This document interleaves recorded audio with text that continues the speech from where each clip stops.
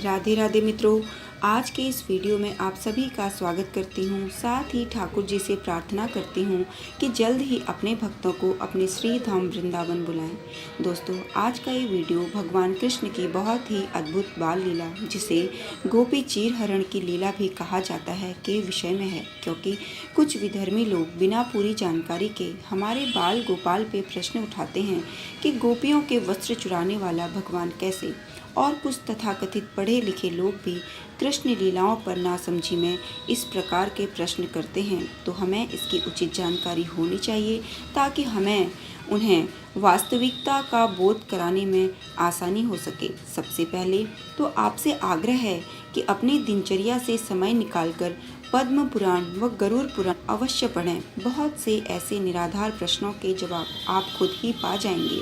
तो आइए अब बात करते हैं आज के विषय पर, कौन है श्री कृष्ण। पहले हम ये बात करेंगे। तो श्री कृष्ण साक्षात परमेश्वर हैं, राजाधिराज, ईश्वरों के ईश्वर एवं अंतिम सत्य हैं। श्री कृष्ण चराचर प्रकृति के एकमात्र अधीश्वर हैं।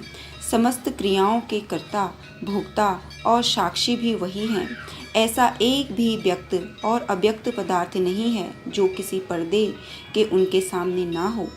सर्वव्यापक हैं कृष्ण। उनके गुणों का बखान करते हुए वेदों ने भी नेति नेति कह दिया, मैं तो फिर साधारण इंसान हूँ। अब बात करते हैं कि गोपी कौन है। एक सूत्र से समझने की कोशिश करते हैं। गोभी इंद्रियेह भक्ति रसम पिबति इति गोपी, अर्थात जो अपनी समस्त इंद्रियों के द्वारा केवल भक्ति रस का ही पान करे वही गोपी है। गोपी कोई साधारण शब्द नहीं है। गोपी भक्ति की पराकाष्ठा का नाम है। गोपी कहना बहुत ही सरल है, परंतु गोपी होना बहुत दुष्कर कार्य। पहली गलती लोग तब करते हैं जब उन्हें, यानी कि श्री कृष्ण को मनुष्य समझ लेते हैं और गोपियों को साधारण नारी। अब बहुत ज़रूरी बात बताने जा रही हूँ। जब वस्त्र हरण की ये घटना घटी थी, भगवान कृष्ण की आयु मात्र 6 वर्ष की थी। मात्र 6 वर्ष दोस्तों। अब आप स्वयं ही विचार कर सकते हैं कि इतनी छोटी आयु में वस्त्र हरण करना एक भौतिक दृष्टि से क्रीड़ा हो सकती है, परंतु अभद्रा नहीं।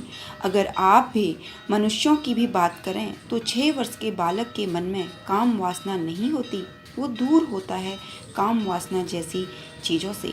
अब बढ़ते हैं अगले पड़ाव की तरफ, जिसमें बताऊंगी कि भगवान कृष्ण ने आखिर ऐसा क्यों किया।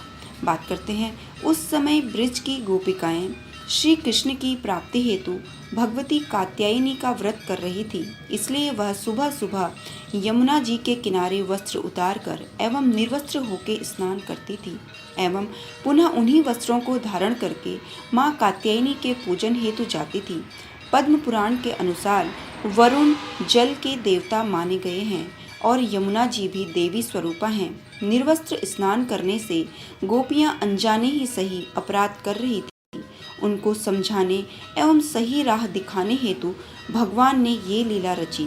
पद्म पुराण में उस घटना का जिक्र किया गया है जब नदी में निर्वस्त्र होकर स्नान करने के लिए गोपियां जाती हैं और तब उनके वस्त्र श्री कृष्ण चुरा लेते हैं और पास ही कदम्ब की डाल पर जाके बैठ जाते हैं। गोपियां स्नान करने के पश्चात जब बाहर आने का विचार करती हैं तो पाती हैं कि वस्त्र नहीं है। तभी डाल पर बैठे नन्हे गोपाल पर दृष्टि जाती है और गोपियां बहुत प्रार्थना करती हैं कि वे उनके वस्त्र लौटा दें। तो श्री कृष्ण उनसे कहते हैं कि आके ले लें। गोपियां कहती हैं कि नग्नावस्था में जल से बाहर नहीं आ सकती। तो श्री कृष्ण प्रश्न पूछते हैं कि तुम निर्वस्त्र होकर स्नान करने गई ही क्यों थी। गोपियों ने उत्तर दिया कि जब वो स्नान करने जा रही थी तो वहाँ कोई नहीं था। तब कृष्ण ने उनसे कहा कि ऐसा तुम्हें लगता है क्योंकि आसमान में उड़ रहे पंछियों ने तुम्हें देखा, जमीन पर छोटे छोटे कीड़े मकोड़ों ने तुम्हें देखा, यही नहीं पानी के जीवों ने और स्वयं वरुण देवता ने तुम्हें निर्वस्त्र देखा है, और ये एक पाप की श्रेणी में आता है। यहाँ श्री कृष्ण समझाना चाहते थे कि भले ही हमें ऐसा लगे कि हमें निर्वस्त्र अवस्था में किसी ने नहीं देखा, पर वास्तव में ऐसा संभव नहीं होता है। सूक्ष्म जीवों व वरुण देव के अतिरिक्त पुराणों के अनुसार हमारे पूर्वज भी हमारे आसपास रहते हैं। इसीलिए निर्वस्त्र अवस्था में स्नान करने से हमेशा परहेज करना चाहिए। तो इस प्रकार से भगवान कृष्ण के कहने पर गोपियों ने वरुण देव से क्षमा याचना की और भगवान ने वस्त्र उन्हें लौटा दिए।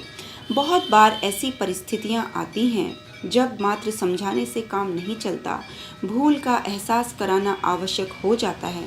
तो दोस्तों, ये था कारण चीरहरण की लीला का और उम्मीद करती हूँ कि आपको बात समझ में आई होगी। आइंदा से अगर कोई व्यक्ति हमारे ठाकुर जी महाराज के लिए कुछ बोले तो आपके पास जवाब होगा।